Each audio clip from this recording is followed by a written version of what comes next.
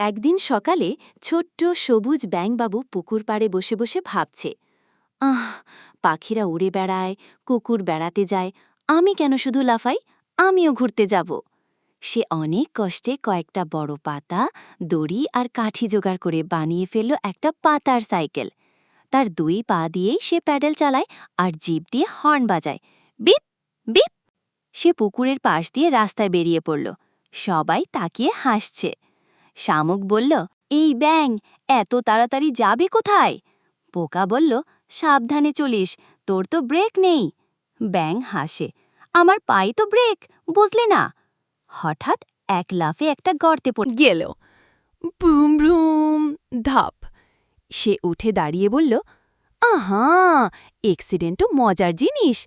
তারপর সে আবার চালাতে লাগল।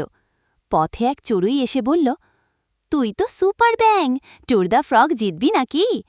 ব্যাঙ উত্তর দিল, আমি শুধু ঘুরছি মজা করতে, জেতার জন্য না। সব পশু পাখি চারপাশে জড়ো হয়ে ব্যাঙের সাইকেল রাইড দেখে হাততালি দিতে লাগল। সেই দিন থেকে ব্যাঙবাবু হয়ে গেল পুকুর পাড়ের হিরো, আর তার পাতার সাইকেল হল সবার প্রিয় খেলনা। বন্ধুরা, আরও মজার মজার গল্প শুনতে সাবস্ক্রাইব এবং বেশি বেশি কমেন্ট ও শেয়ার করো।